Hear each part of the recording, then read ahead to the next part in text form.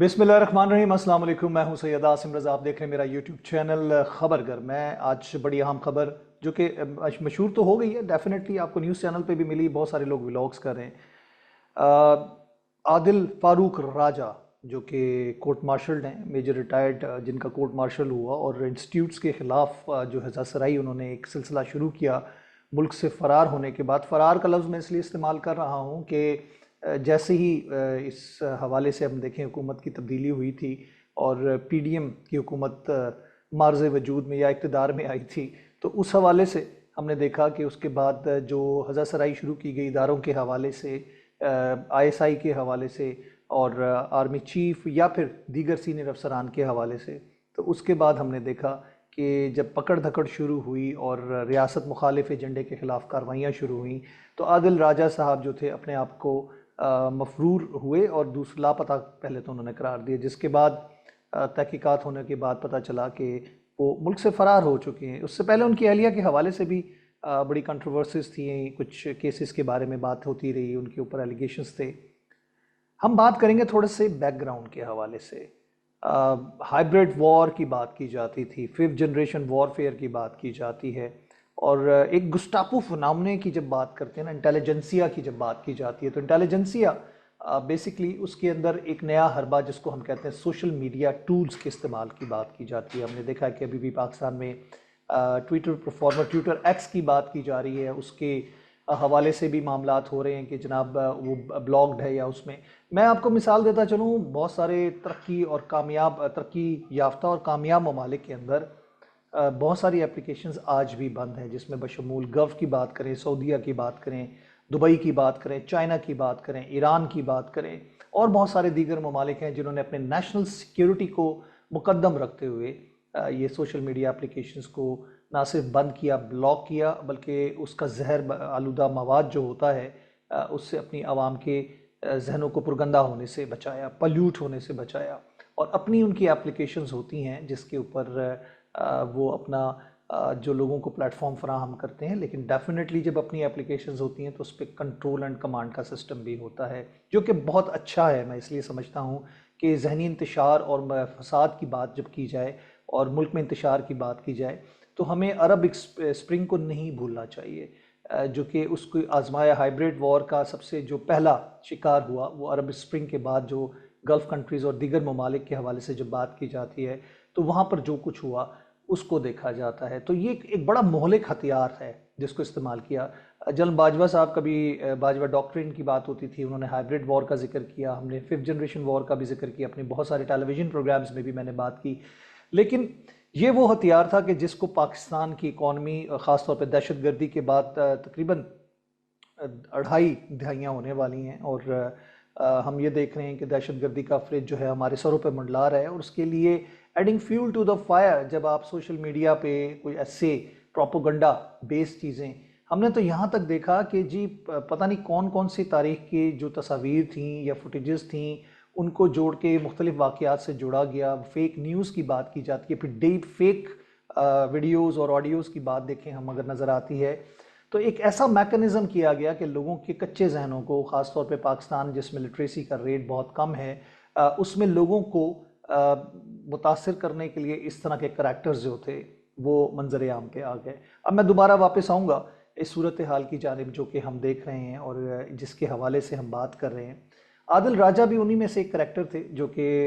फ़ौज से रिटायर्ड थे, डिसिप्लिनरी एक्शन हुआ उनके ख़िलाफ़ या जो भी हुआ, तो वो सुपरसीड हुए और वो रिटायर हुए। इंटेलिजेंसिया में उनका नेटवर्क है, उनके कोर्स बिड्स भी हैं, उनके और भी अभाव होंगे, कहीं ना कहीं से कुछ इन्फॉर्मेशन लेके कुछ ना कुछ बातें सच्ची झूठी मिला के वो व्लॉग्स करना शुरू हो गए। फिर अपनी ट्विटर पे यानी एक्स के ऊपर या फेसबुक के ऊपर उन्होंने एक बाकायदा प्रोपोगंडा शुरू किया, और जिसका टारगेट हमारे स्टेट डिपार्टमेंट्स, खासतौर पर डिफेंस की बात की जाए, आईएसआई हमारी प्रीमियर इंटेलिजेंस एजेंसी, उसको उन्होंने टारगेट करना शुरू किया। हमारे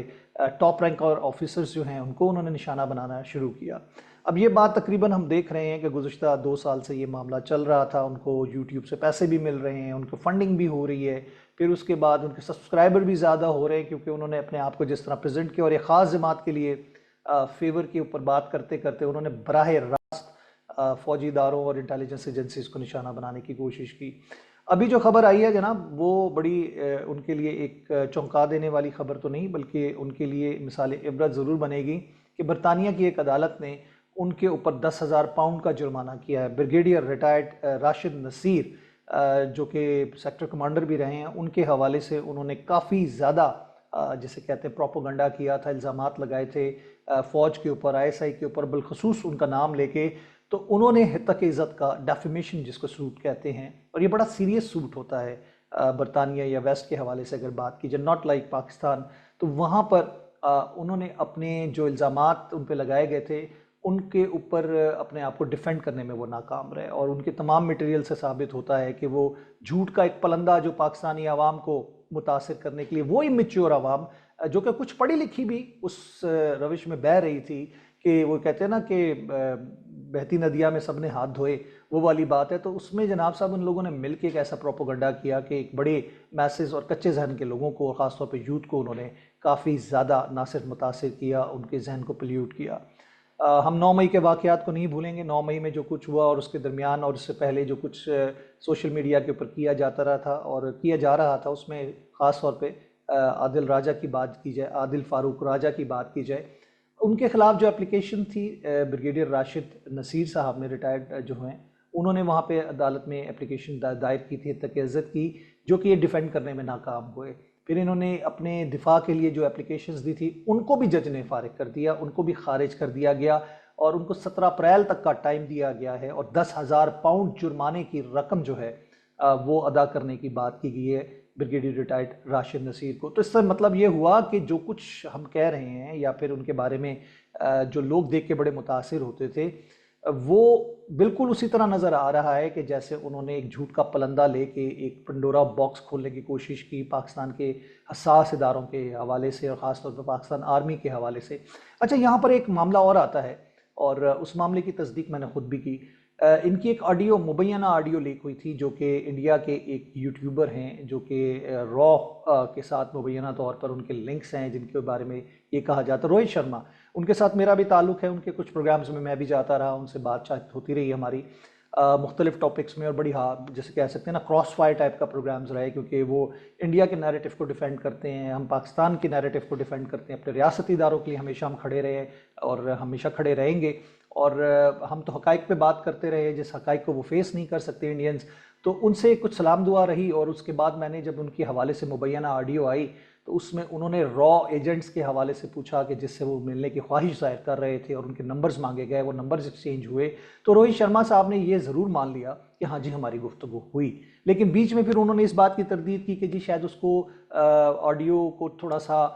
मनूवरिंग की गई है, उसमें एडिटिंग करके पेश किया गया है। अगर वो ऑडियो आप सुन सकते हैं, आप नेट पे जाएं, उस ऑडियो को भी सुन सकते हैं, वरना मैं अपने प्रोग्राम में थोड़ा सा उसका क्लिप आपके लिए ज़रूर चलाऊंगा। वो रोहित शर्मा ने ये बात मुझे पर्सनली गुफ्तगू के दौरान कंफर्म की कि हमारी गुफ्तगू हुई। तो इसका मतलब ये हुआ कि ये ताल्लुकात उनके आपस में थे। जैसे हम बात करते हैं, हमारे उनके साथ प्रोग्राम्स होते रहे, हो सकता है उनके भी प्रोग्राम्स के हवाले से हों, लेकिन ये जो गुफ्तगू हुई, नंबर मांगने की बात है, ये उसके अंदर एडिटिंग उसके अंदर कहीं नज़र नहीं आती। वो जो जुमले हैं वो तो बिल्कुल पुख्ता हैं, क्योंकि मैं खुद ऑडियो से रेडियो ब्रॉडकास्टिंग से ताल्लुक़ रखता हूँ, तो कुछ आवाज़ें तो हमें अनएडिटेड फील हुई, और कुछ जगह पे हो सकता है वो कट पीस हुए होंगे, क्योंकि जो पूरी गुफ्तगू तो नहीं शामिल की जा सकती, उसमें से पिक की गई होंगी जो कि मतलूबा गुफ्तगू थी, और उनको जोड़ के एक ऑडियो में पेश किया गया था। लेकिन वो ऑडियो दुरुस्त साबित हुई रोहित शर्मा के अपने अल्फाज के मुताबिक। ये बल्कि मैं अगर चाहे आप लोग तो इसको कंफर्म कर सकते हैं रोहित शर्मा से खुद भी। तो ये मामलात हमें नज़र आए कि यहाँ से तो फिर बैरूनी साजिश की भी बू आना शुरू हो गई, क्योंकि मुहिब वतन कोई भी पाकिस्तानी फ़ौजी रिटायर्ड हो या सर्विंग हो, हम कहते हैं बूट्स ऑन ग्राउंड रहते हैं हमेशा, चाहे वर्दी उतर जाए लेकिन जूते यानी जो बूट्स होते हैं वो नहीं उतरते। तो उसके बावजूद इनको, मतलब मैं हैरान हूँ कि पाकिस्तान के उस अदारे की जिससे वो खा रहे हैं आज तक, क्योंकि पेंशनर भी हैं, मेडिकल इमॉलमेंट्स भी मिलती हैं, और बहुत सारे पर्क्स एंड प्रिविलेजेस होते हैं उनके,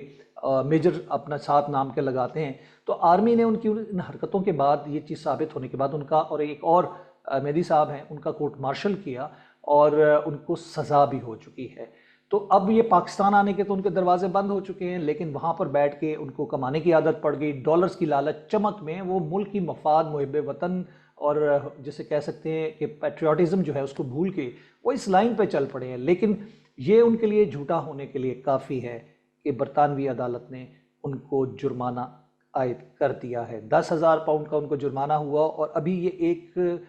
सिलसिला है जो कि शुरू हुआ, बारिश का पहला कतरा। जो जो इल्ज़ामात वो उसके अलावा लगाते रहे, वो लोग और वो इदारे वो भी डेफिनेटली इस चीज़ में शामिल होंगे और मज़ीद हमें उम्मीद है कि उनके ऊपर